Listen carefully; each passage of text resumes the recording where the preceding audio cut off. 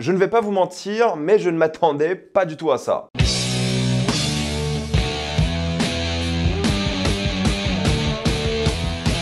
Parasite de Grey. Comme d'habitude, jusqu'à la minute indiquée dans le titre de la vidéo, il n'y aura pas de spoilers, comme c'est tranquille, après on va tout spoiler. Parasite de Grey est l'histoire d'une ville en Corée qui se fait contaminer par des aliens qui tombent du ciel, qui doivent parasiter des corps humains afin de survivre. Ces parasites sont extrêmement puissants et dangereux et ont infiltré la société humaine et ils essaient de la contaminer le plus possible. Parasite de Grey est une nouvelle série que j'attendais au final pas mal pour pas mal de raisons. Premièrement, c'est que c'est le réalisateur du Train pour Busan, qui est pas mon film préféré de zombies. Je sais que beaucoup de personnes l'adorent, mais moi, ce que j'aime bien dans le film, c'est surtout la réalisation. Le reste du film, j'aime bien aussi, mais je suis pas le plus grand fan de ce film. Voilà, je le défendrai pas comme beaucoup de personnes, même si je le trouve bien. Par contre, j'ai jamais eu le courage de voir la suite. Ça, c'est un autre débat. Mais du coup, cet homme-là, Yang Sang-ho, a aussi réalisé Hellbound, qui était une petite surprise pour moi me concernant. J'avais beaucoup aimé l'ambiance, j'avais beaucoup aimé tout le style artistique derrière la série. J'avais aimé l'intrigue, le contexte, la mise en scène était très cool aussi. J'étais vraiment happé. D'ailleurs, il y aura une saison 2 qui est prévue. J'en avais parlé à l'époque en vidéo pour ceux qui se rappellent. C'était une vraie bonne surprise, j'étais assez content. Du coup, je me suis dit, ok, là, il va réaliser, je crois, tous les épisodes de la série. Il faudrait que je vérifie, mais en tout cas, il réalise le premier, c'est sûr, et on ressent bien sa patte. Ça ressemble bien à ses œuvres que j'ai citées. C'est adapté d'un manga qui est super connu, que je ne connais pas. Vous savez que je suis pas un lecteur de manga, et du coup, d'un animé aussi, mais je suis pas non plus un spectateur d'animé. Donc, je l'ai pas vu. Du coup, je suis allé un peu à l'aveugle. Je savais pas de quoi parler cette série. J'ai juste vu la bande-annonce il y a quelques semaines, mais ça m'avait pas mal intrigué. Je me suis dit, ah, ok, ça sera une série apocalyptique où les parasites ont détruit l'humanité et il faudra que les humains survivent. C'est pas du tout ça. Je sais pas pourquoi j'ai compris ça en voyant la bande-annonce, où je pensais vraiment que c'était le but de la série, c'est qu'on aille vers l'apocalypse, mais c'est pas du tout ça, c'est un peu l'inverse au final, dans le sens où ces parasites-là qui viennent sur Terre ont plein de caractéristiques qui font qu'ils peuvent pas se reproduire. La seule manière pour eux de contaminer le monde en soi, c'est de tuer des gens et de les remplacer, et etc.,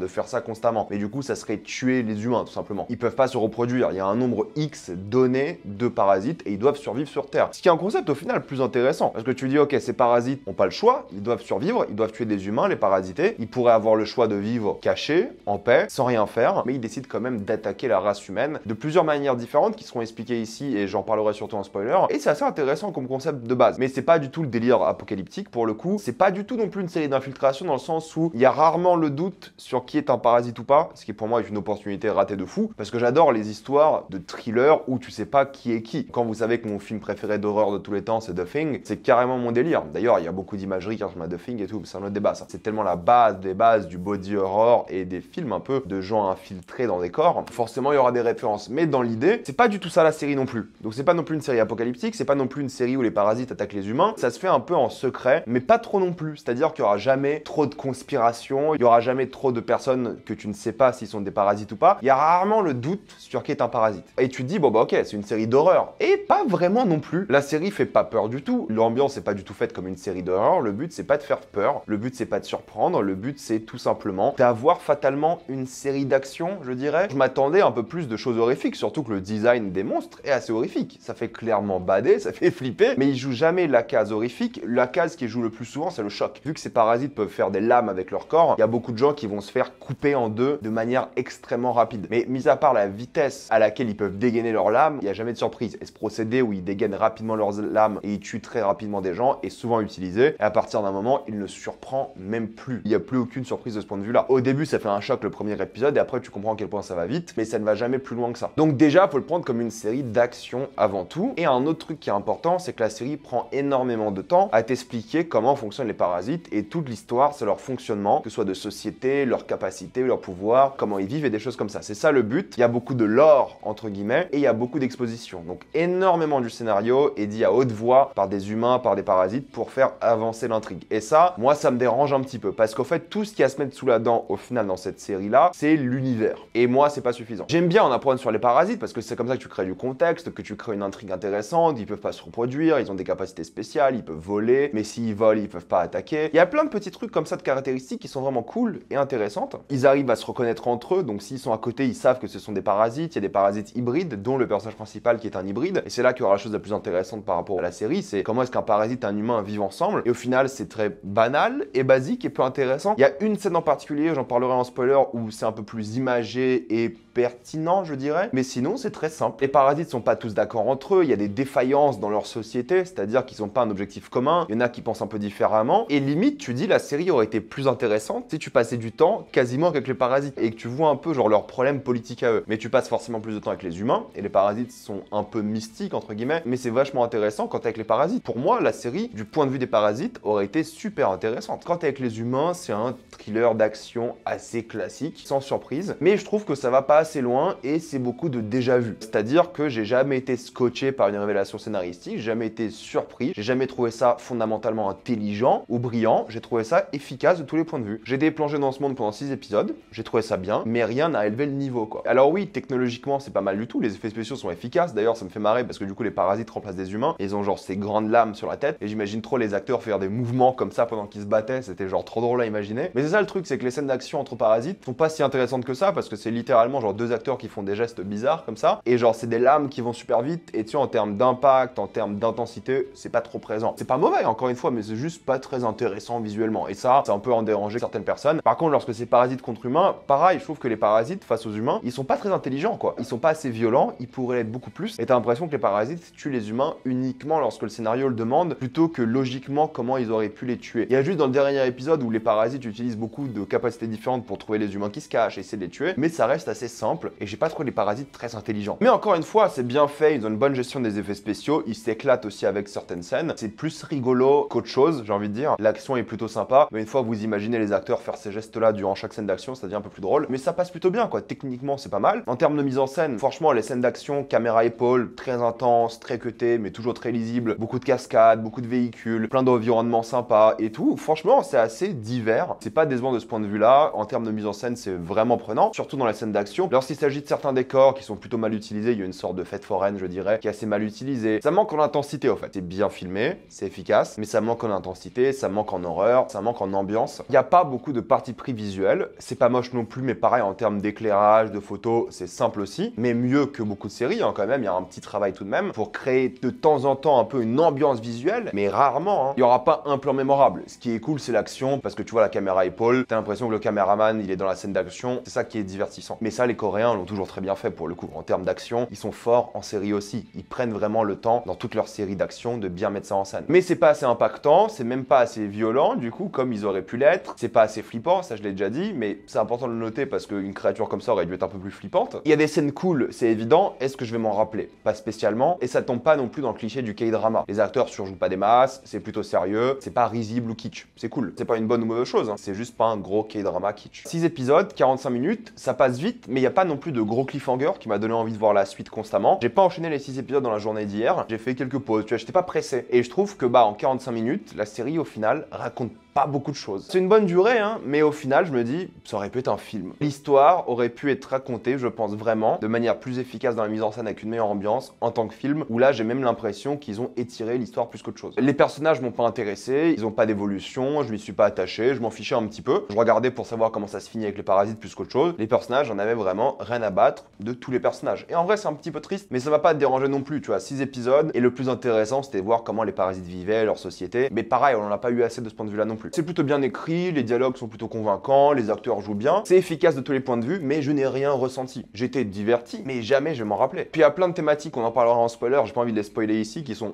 intéressantes, mais superficielles, jamais assez bien développées. Ça va trop vite. Et du coup, ils passent tellement de temps à expliquer le monde des parasites qu'ils passent pas assez de temps sur les thématiques sérieuses de la série. Mais ça, on en parle en spoiler dans quelques minutes. Pour conclure, Parasite the Grey, c'est divertissant, c'est sympa, pas mémorable pour le coup. Peut-être les fans d'anime, manga vont adorer, je n'en sais rien, mais pour quelqu'un qui connaît pas du tout l'univers, ça donne pas envie d'y plonger. Et ça, c'est un petit peu triste. Normalement, j'aurais dû finir cette série-là et me dire, oh bordel, faut que je regarde l'animé, faut que je lise les mangas. Non.